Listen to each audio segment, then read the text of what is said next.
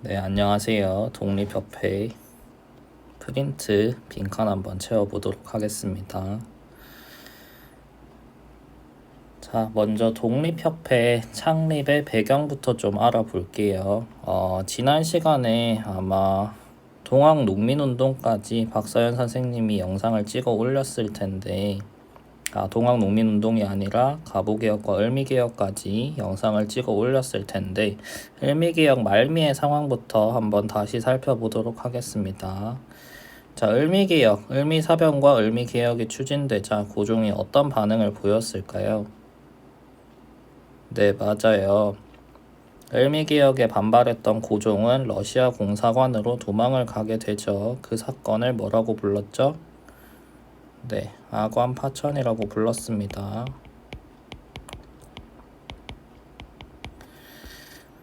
아관은 러시아의 공사관을 의미했기 때문에 이제 고종이 러시아 공사관에 있다는 거는 러시아한테 그만큼 뭔가 이권을 떼줘야 한다는 걸 의미를 했어요. 그렇기 때문에 여러 나라와 맺었던 최애국 대우 조약에 의거해서 열강의 이권 침탈이 심화되게 됐고요. 조선에 대한 영향력을 강화하기 위해서 명성황후까지 시해했던 일본 입장에서는 이제 러시아와 관계가 나빠질 수밖에 없었겠죠. 그래서 이제 이런 상황 속에서 독립협회가 창립되게 되었다고 할 수 있습니다. 정리를 하면 아관 파천 이후에 러시아와 일본이 한반도를 두고 대립을 심화하고 있었고 열강의 이권 침탈이 심화하는 상황 속에서 독립협회가 창립되었습니다. 자, 이 과정 속에서 갑신정변 이후에 일본으로 망명했던 서재필이 돌아오게 되는데 서재필이 이러한 부당한 상황을 국내외에 알리기 위해서 고종의 지원을 받아서 창간했던 신문이 독립신문입니다.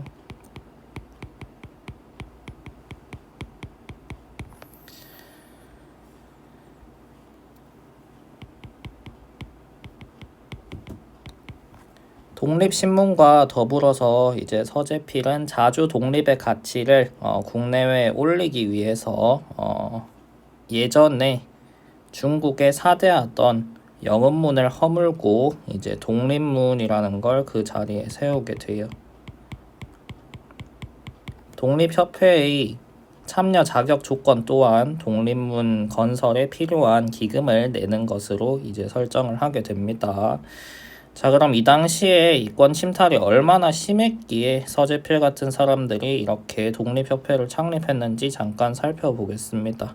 자, 러시아를 시작으로 해서 우리나라는 굉장히 많은 이권들을 열강들한테 빼앗기게 되는데요. 자, 먼저 고종을 보호하고 있던 러시아는 이 당시에 시베리아 철도를 건설을 하고 있었어요. 자, 철도 건설에 가장 필요한 광물은 철이겠죠. 그리고 이제 나무도 많이 들기 때문에 러시아는 경원과 정성, 지금의 북한 땅입니다.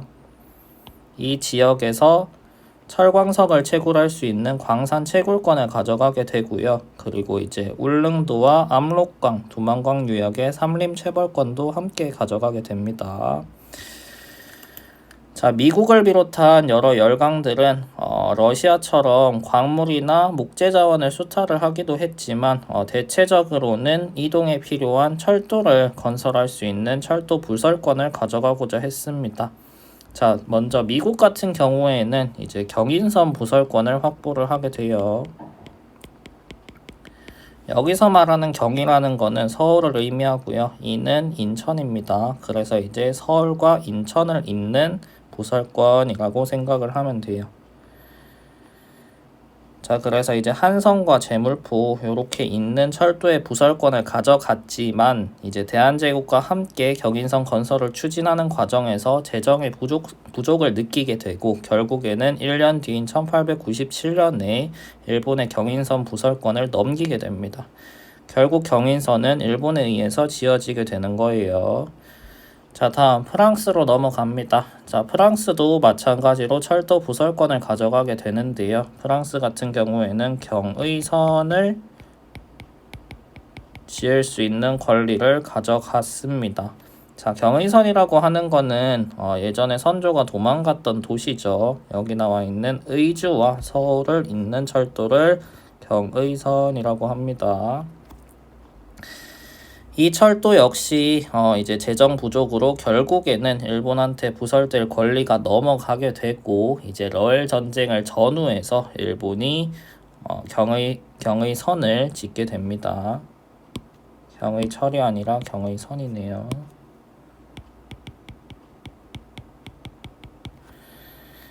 자, 마지막으로 일본 같은 경우에는 이제 그 이외의 철도를 모두 부설을 하게 되는데요. 지금 명절 되면은 가장 많이 이용하는 라인 중에 하나죠.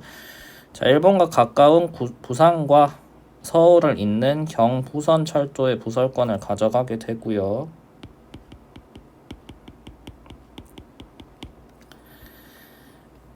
부산과 인천 이외에 일본이 강화도 조약을 통해서 개항시켰던 원산으로 가는 철도의 부설권도 일본이 가지게 됩니다.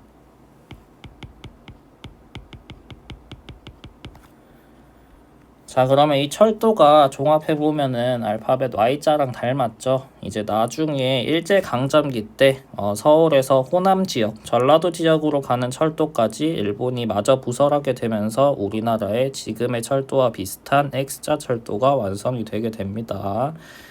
자, 이런 이권 침탈에 대항을 해서 이제 설립이 되었던 게 독립협회라는 단체였다고 생각을 하면 되겠습니다.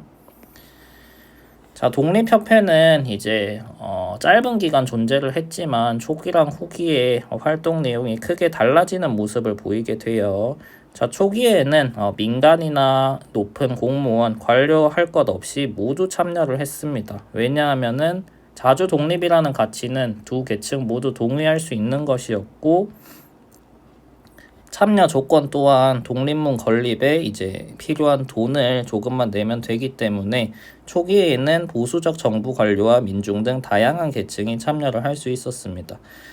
하지만 토론회와 강연회가 이제 거듭될수록 민중의 지식 수준이 올라가게 됐고 이제 정부의 여러 정책, 특히 외세 의존적인 정책을 비판하게 된 거예요.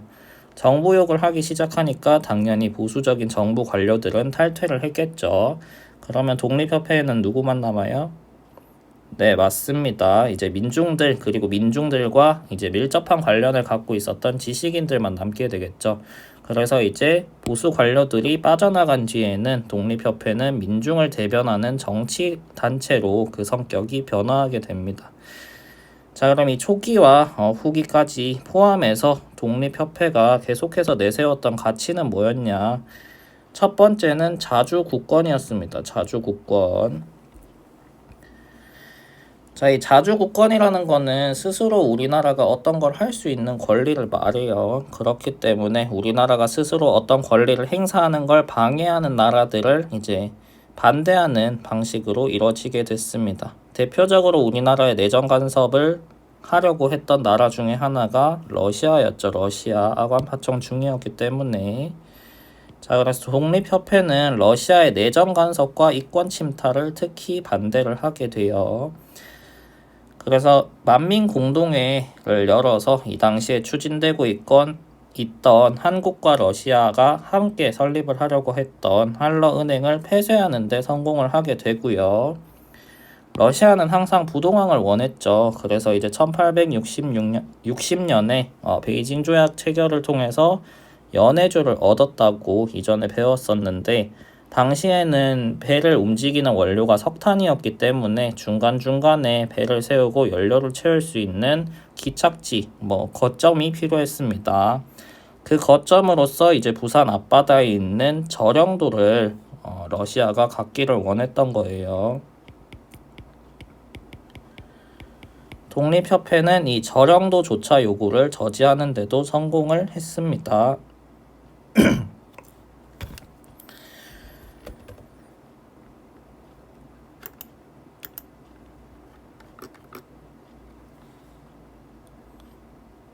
자, 그리고 지금 조금 프린트에 잘못된 점이 있는데 8도를 23부로 개편했다거나 훈련대를 설치했다는 거는 독립협회 활동 내용이 아니에요. 이 부분은 지워주시고 자, 다음 자유민권으로 넘어가게 됩니다. 자유민권.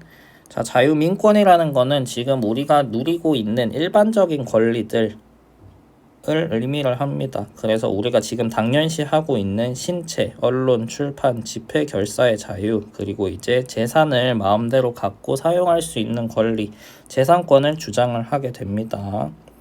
자, 마지막으로 세 번째, 자강개혁이라는 거는 스스로 강해져서 이제 우리나라를 부강하게 만들자는 슬로건이었어요. 자, 우리나라를 제외한 다른 여타 나라들은 이제 시민혁명 이후에 왕권을 제약하는 입헌군주제라던가 민주공화정 등의 이제 정치 체제를 채택을 하고 있었는데, 우리나라 같은 경우에는 오히려 전제군주정을 채택을 했죠.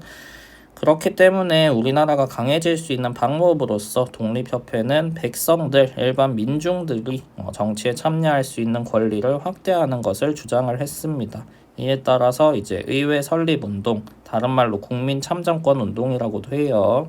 그래서 의회 설립운동을 벌여서 중추원이라는 기구를 의회처럼 만들자는 관제 개편 요구를 하게 됩니다. 여러 차례 만민공동회를 통해서 이제 독립협회에 반대의 입장을 갖고 있었던 보수 관료들을 퇴진시켰고요. 개혁적 성향, 독립협회와 뜻이 맞는 박정량을 중심으로 한 개혁 내각을 수립하는 데 독립협회가 성공을 하게 되고요. 개혁 내각의 수립과 함께 의회를 설립하는 데 대한 분위기가 높아졌겠죠. 그래서 이제 정부의 높은 관료들과 일반 민중들이 함께 모여서 의회 설립에 대해서 논의하는 관민공동회를 개최하는 데 성공을 하게 됩니다.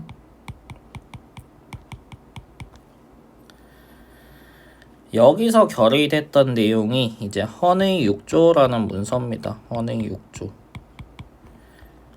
헌의라는 거는 바친다라는 의미예요. 높은 사람한테 바친다는 걸 헌의라고 하는데, 이 헌의 6조는 누구한테 바쳐진 문서일까요? 네, 고종한테 바쳐진 문서입니다. 그래서 헌의 6조의 내용을 조금 살펴보게 되면 제1조가 외국인에게 의지하지 말고 관민이 합세하여 황제권을 공고히 할 것입니다.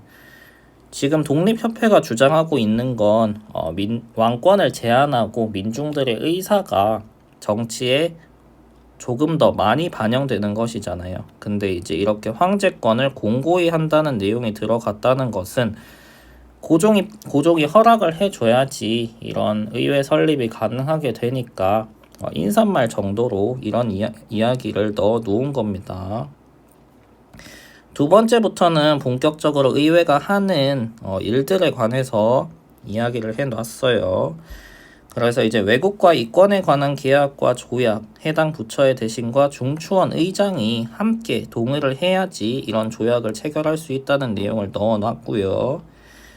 그리고 이제 이전의 개혁 때부터 계속해서 이야기가 나오던 재정 일원화에 관한 내용도 헌의 6조에 들어가게 됩니다. 자, 이전에 재정 일원화와 관련된 개혁 내용을 한번 정리를 해볼게요. 자, 먼저 이런 재정 일원화에 관한 내용이 가장 먼저 등장하는 사건은 갑신정변 때였습니다. 갑신정변 때.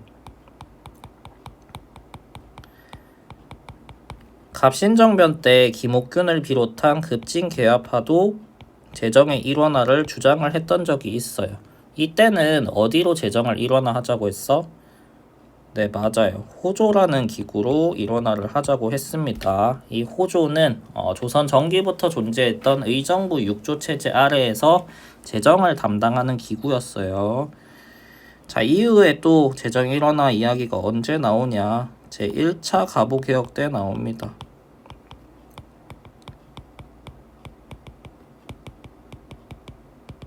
자, 이 1차 가보개혁 때는 6조를 뭘로 바꾸기도 했어요? 네, 맞아요. 팔아문으로 바꾸기도 했죠. 그래서 제1차 가보개혁 때는 호조의 이름이 바뀌어서 문서상에 나타나게 됩니다. 호조가 탁지아문이라는 이름으로 바뀌어요. 자, 이제 마지막 독립협회가 이제 고종한테 올렸던 헌의 6조에도 재정 일원화에 관한 내용이 나오게 되는데, 이 독립협회의 헌의 6조에는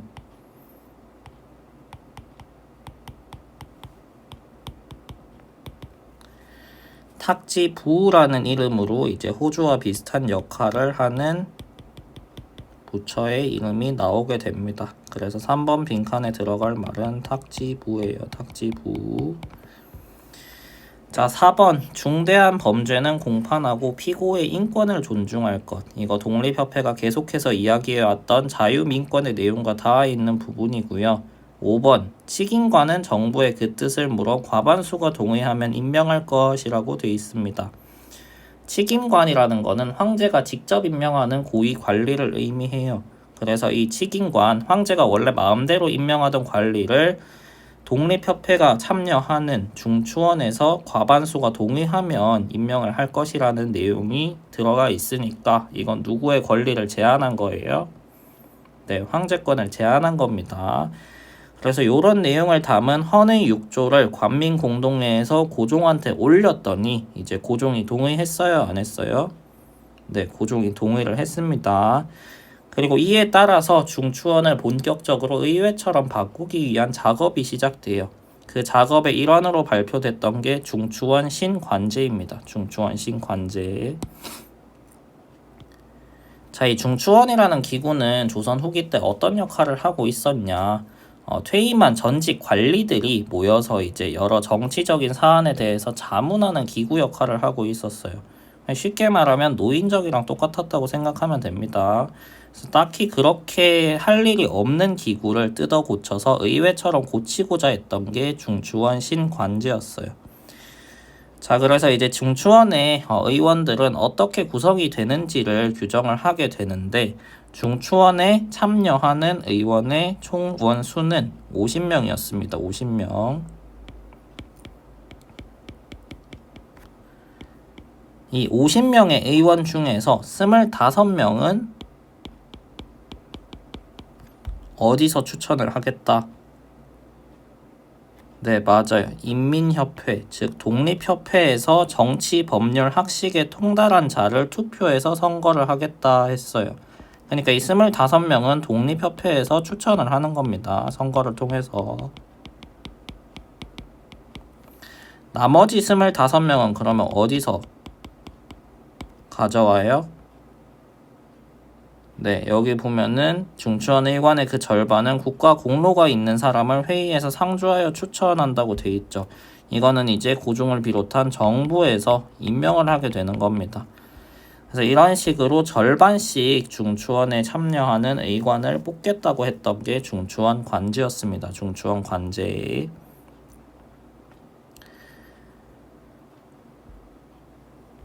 자, 근데 이런 움직임에 반발을 하는 사람들도 있었어요. 어떤 사람들이 반발을 했냐? 아까 독립협회에 의해서 권력을 잃었던 사람들이 있죠. 세상이 바뀌지 않기를 바랬던 보수파들이 독립협회의 이런 활동에 반발을 하게 됩니다.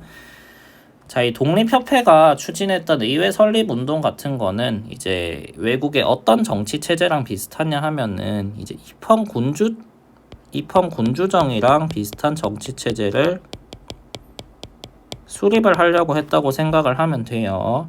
자, 여기서 말하는 입헌이라는 거는 헌법을 세우겠다는 의미입니다. 헌법은 의회에서 만들잖아요. 그래서 이제 입헌군주정은 필연적으로 의회가 설치가 돼야 되는 정치 체제입니다.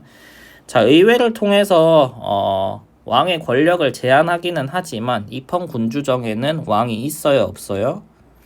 네, 군주라는 말이 들어갔으니까 당연히 있겠죠. 그래서 이제 고종도 어느 정도는 이런 정치 체제의 변화에 동의를 할 수 있었던 겁니다. 근데 이제 보수파들은 독립협회가 이런 입헌군주정에서 한 발짝 더 나아가서 공화정이라는 걸 추진을 하려고 한다고 모함을 하게 됩니다. 공화정은 뭐냐 하면 이제 공화라는 거는 함께 다스린다라는 의미예요. 군주정은 왕 혼자서 다스리는 거잖아. 근데 이제 공화정 같은 경우에는 함께 다스리는 거기 때문에 왕이 있어요, 없어요? 네, 왕이 없는 정치 체제가 공화정입니다. 자, 멀쩡한 왕을 없애겠다고 하니까 고종 입장에서는 이걸 받아들이기 힘들었겠죠. 그래서 이제 이런 보수파의 모함 때문에 고종과 독립협회의 관계가 이제 급속도로 나빠지게 되고요. 사실 일설에 의하면 고종도 이러한 사실들이 모함이라는 걸 알고 있었다고 해요. 근데 이제 왜 이런 공화정 모함에 속아 넘어가 줬냐. 이 당시에 고종이랑 독립협회의 갈등이 굉장히 심해지고 있었습니다. 자, 독립협회가 이때까지 주구장창 주장을 해왔던 게 자유민권이었잖아요. 이제 뭐 정당하게 재판받을 권리나 집회 결사의 자유 이런 것들을 요구를 해왔는데 이 당시에 이때를 전후를 해서 김옥육 독차 사건이라는 게 퍼집니다. 김옥육 독차 사건. 이 사건을 좀 요약을 하게 되면은 쉽게 말하면 그냥 고종을 암살하려고 했던 사건이에요. 김옥육이라는 사람이 원래 고종의 총애를 받던 사람이었는데 어떤 사건을 계기로 해서 둘 사이에 거리가 멀어지게 되고 김옥육은 예전에 비해서 뭐 이권이라든지 관직이 굉장히 낮아지게 됩니다. 자, 여기에 앙심을 품고 김홍육이라는 사람이 고종의 최측근을 매수해서 고종이랑 순종이 마시는 커피에다가 아편을 탔던 사건이 김옥육 독차 사건이에요. 자, 결과적으로 이 사건으로 인해서 고종도 살고 순종도 많이 아프기는 했지만 살아납니다. 하지만 황제와 황태자를 암살하려고 했던 사건이잖아. 그래서 이제 주모자였던 김옥육이 밝혀졌을 때 고종은 이들을 영모죄로 처벌을 하려고 해요. 근데 과거에는 이제 가부개혁 이전에는 영모죄 같은 죄를 어떻게 처벌을 했냐 하면은 잘못했던 그 당사자뿐만 아니라 주변의 인물들도 모두 연좌를 걸어서 처벌을 했습니다. 하지만 우리나라에서 연좌법 언제 폐지됐어요? 그쵸, 제1차 가부개혁 1894년에 폐지가 됐습니다.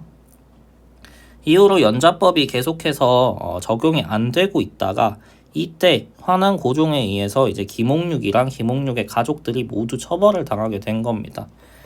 뭐 당시로는 당연한 거였겠죠. 황제 가족들까지 독살을 하려고 했으니까. 하지만 독립협회가 여기에 딴지를 건 거야. 처벌을 할 거면은 김옥육만 처벌하면 되는데 왜 폐지한 연좌법을 들고 와서 그의 가족들까지 처벌을 했냐. 그러니까 이제 고종 입장에서는 독립협회가 미웠겠죠. 이런 사건을 비롯해서 여러 사건들이 동시에 터지게 되면서 고종이랑 독립협회의 갈등도 심화되고 있었습니다.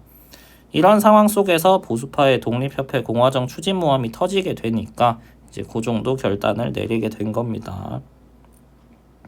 자, 그래서 결국에는 고종이 독립협회에 대한 해산 명령을 내리고 여러 지도자를 체포를 하게 돼요. 당연히 독립협회 회원들은 만민공동회를 열어서 부당한 체포에 항의를 했겠죠.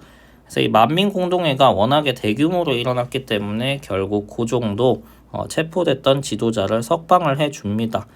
자, 이런 식으로 공개된 방법으로 독립협회를 해산을 하려면은 굉장히 큰 반발이 일어난다는 걸 알았죠. 그래서 이제 황제의 지원을 받아서 만들어졌던 보부상 단체였던 황국협회를 동원을 하게 됩니다.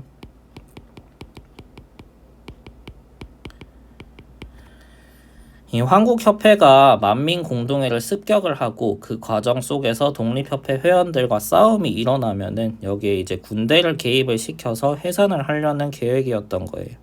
그래서 이제 황국협회는 고종의 명령에 따라서 결국 만민공동회를 습격을 하게 되고요. 고종의 의도대로 이 사건에 군인들이 개입이 되게 되면서 만민공동회는 강제로 해산당하게 됩니다.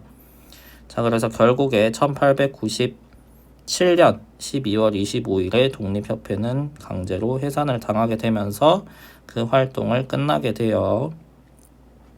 자, 그럼 이런 독립협회가 우리 역사에서 어떤 의미를 갖고 있느냐. 열강이 이권을 침탈해 가는 과정 속에서 우리나라의 국권을 수호하기 위해서 노력했다는 의미를 갖고 있겠죠. 그리고 이제 김옥육 독차 사건 때랑 마찬가지로 왕과 대립하면서까지 민권 신장에 기여하려고 했다는 의미는 있습니다. 또한 독립신문 같은 신문을 내기도 하고 여러 강연회나 아니면 만민공동회를 통해서 민중을 가르치는데 힘썼다는 의미도 갖고 있어요. 하지만 이런 이제 독립협회가 원래는 열강의 이권 침탈을 저항해서 만들어진 단체였잖아요. 근데 그 비판하는 열강의 범위가 러시아로 축소됐다는 한계는 갖고 있어요. 아까 만민공동회에서 이권 침탈을 저지했던 국가가 러시아밖에 없었잖아.